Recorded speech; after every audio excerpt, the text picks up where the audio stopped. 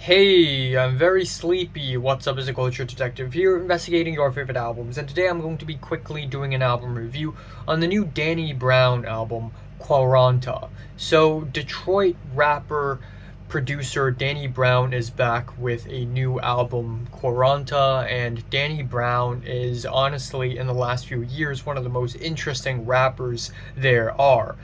And throughout his career, he's been dropping one really well written, well made rap album after another, XXX. And of course, we have 2016's very disillusioned and dark Atrocity Exhibition.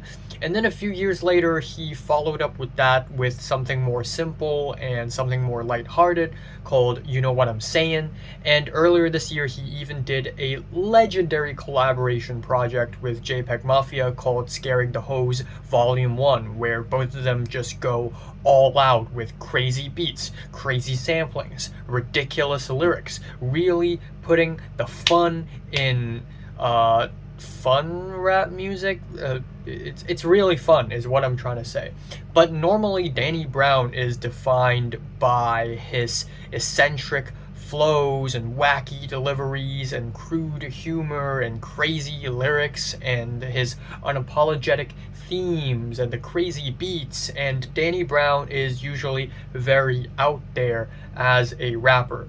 And to follow up with something as wacky and as fun as Scaring the Hose, we have easily his saddest and most personal and introspective album, Quaranta, which basically means 40, and it is a sequel to Triple X, which of course means 30. And he's releasing this album because he's turning 40, which now that I'm saying this, I realize I should probably do the same thing with my short films. Like maybe every time I turn, like it's like 20, 30, 40, maybe I should like make a short film or something to sort of like, commemorate that. I feel like that's really good. But this is basically Danny Brown's mindset going into 40. And it is nothing like his past work. It is very quiet, kind of sad.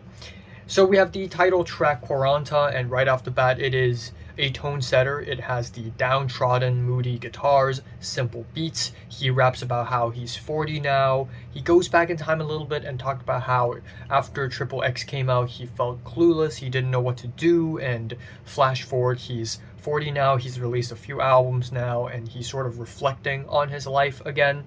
The second track, Tantor, is the only single to be released on this album, and it is the only track here, or one of the few only tracks on this album that still have the same eccentricity of a Danny Brown track, with the raw, clunky guitars and the weird, chopped up beats. While I think this is not a bad track at all, I think in comparison with the rest of the album, it sort of sticks out like a fun little wacky number in a collection of sad contemplative tracks.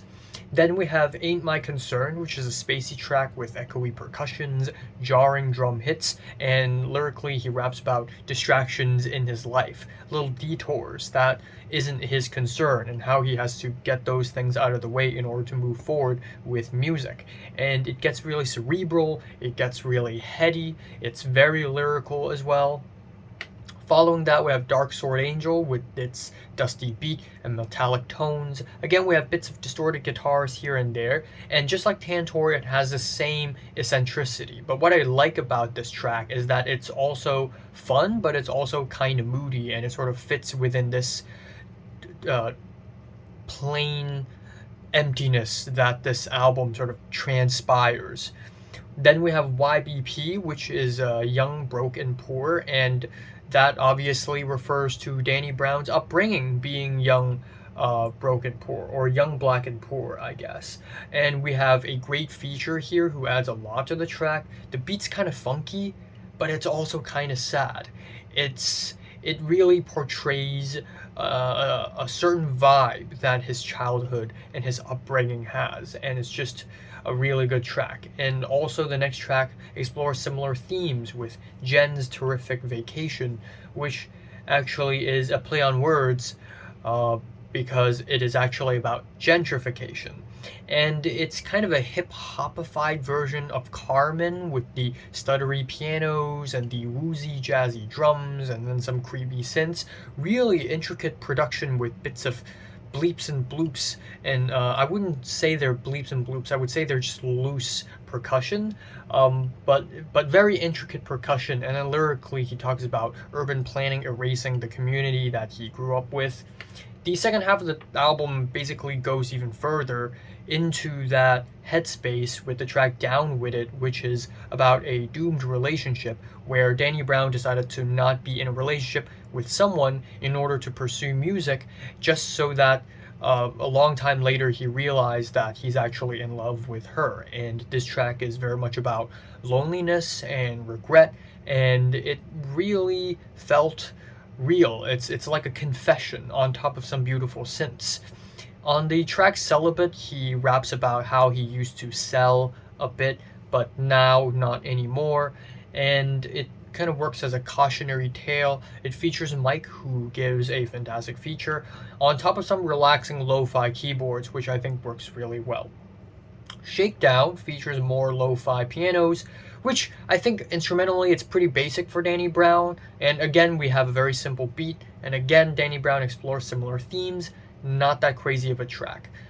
Then we have Hanami with its rolling drums and lighthearted guitars. Lyrically, this track is about aging and how when he started the rap game, people told him he's never gonna make it. People are telling him that you're too old for this shit, that you're not gonna ever win a Grammy, and then later in the track he raps about wasting time. But it's like a cautionary tale. He's like, so don't waste time, because we're all marching towards death, so you can't waste any time. Finally, the album ends off with Bass Jam, where the instrumental gets really subtle. It's kind of bright, with a happy ending about having nice time with your own family. And I guess it is a nice, heartwarming conclusion to the album.